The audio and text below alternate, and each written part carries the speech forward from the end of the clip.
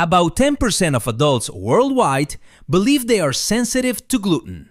When researchers put them through double-blind control challenges where neither the participant nor the researcher knows whether the food contains gluten or not, only 16 to 30% of those people actually react to gluten. The rest react equally or more strongly to the placebo. They get the same bloating, the same pain, the same brain fog from food that contains zero gluten. Up to half of participants in these trials are experiencing symptoms generated entirely by their expectation that gluten will hurt them.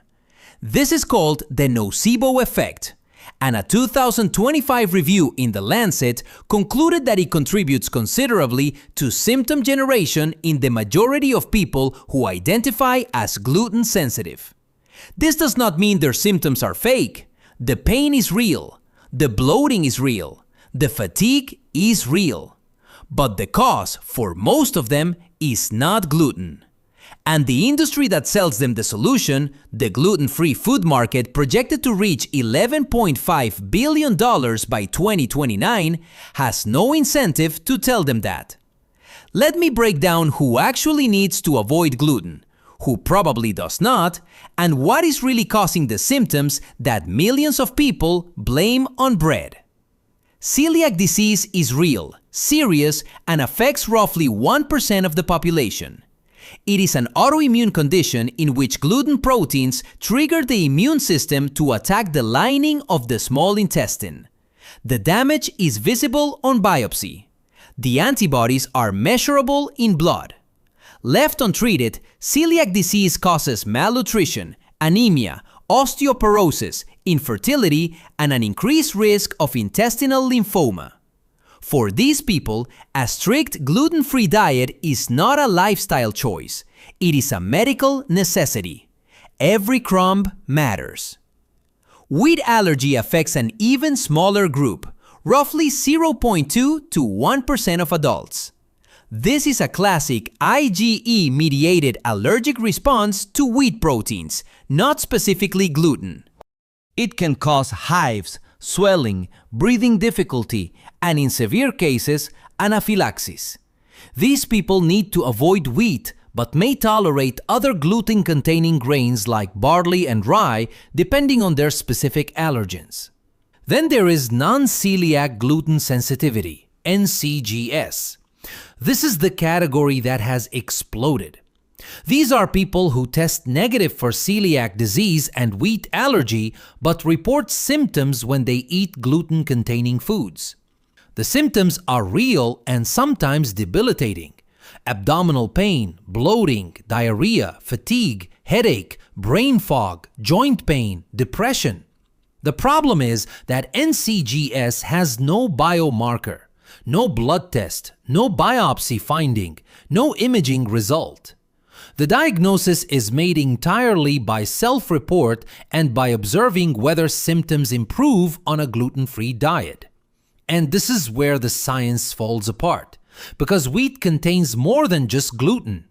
Wheat, rye, and barley are all rich in fructans, which are a type of FODMAP, fermentable oligosaccharides, disaccharides, monosaccharides, and polyols.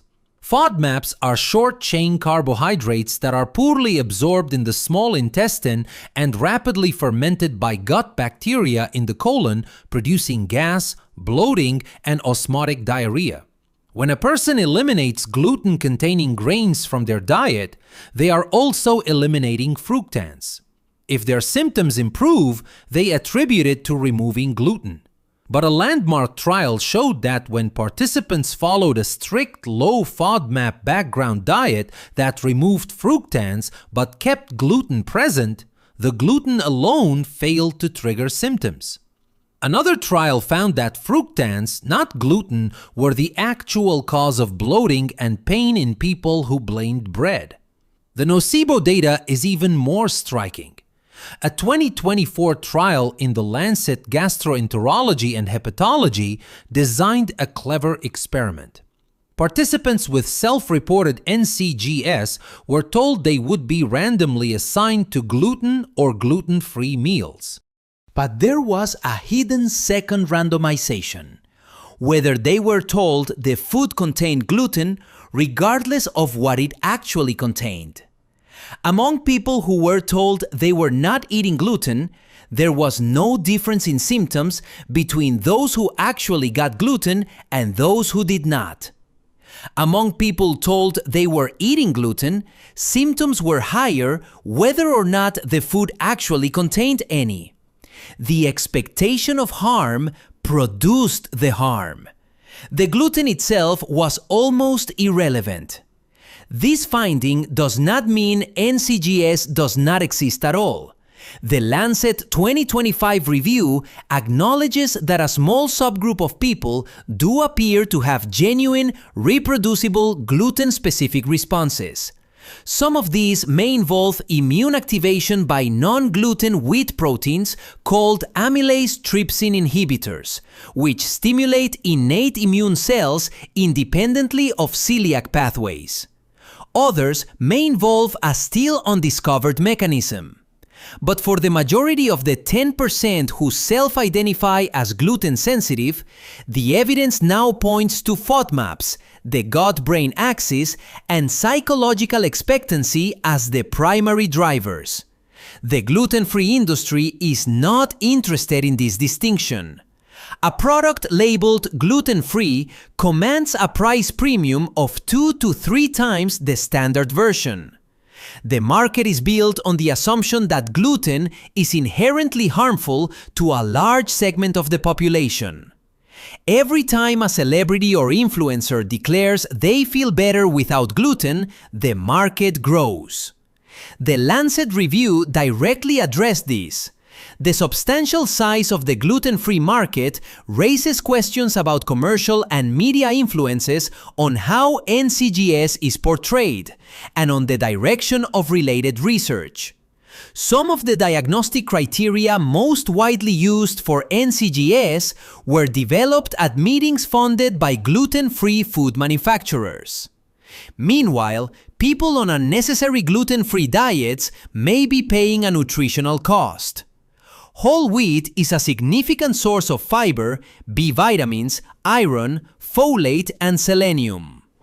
Gluten-free replacement products are often made from refined rice flour, tapioca starch, and cornstarch, which are lower in fiber, lower in micronutrients, and higher in sugar and fat than their wheat-based equivalents. A person who switches from whole wheat bread to gluten-free white bread is not upgrading their diet. They are downgrading it while paying more. So what should you do if you feel bad after eating bread? First, get tested for celiac disease before you eliminate gluten. The blood test, specifically tissue transglutaminase 1GA and deamidated gliadin 1GG, are accurate and widely available. If you have already been avoiding gluten, the tests may produce a false negative because they require active gluten consumption to generate antibodies. You may need a gluten challenge, eating gluten for several weeks before testing. This is important because celiac disease requires lifelong strict avoidance and medical monitoring, and you need to know if you have it. Second, if celiac is ruled out, consider FODMAPs as the real culprit. A low FODMAP elimination diet supervised by a dietitian is the clinical standard for IBS and FODMAP sensitivity.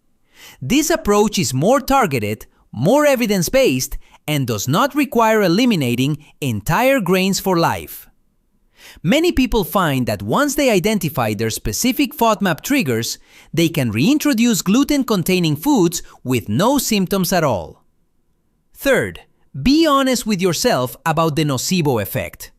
If you feel bad every time you eat something you believe contains gluten, but you have never done a blinded challenge, you do not know whether gluten is the cause. Your brain is powerful enough to generate genuine physical symptoms based on expectation alone. This is not weakness, it is how the gut-brain axis works.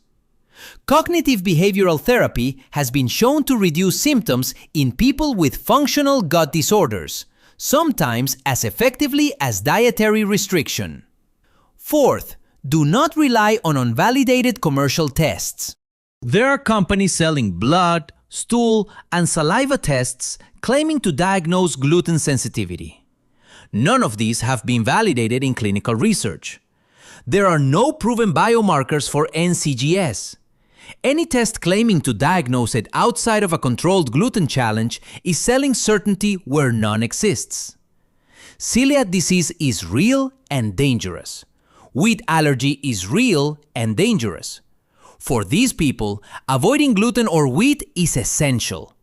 For the other 93% of the population buying gluten-free products, the evidence says the gluten is probably not the problem.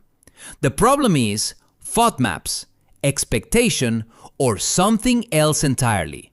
And the solution is not a more expensive loaf of bread. It is a proper diagnosis. Share this with someone who spends a fortune on gluten-free food without a diagnosis. Subscribe to HELSI for more on how your body actually works. I will see you in the next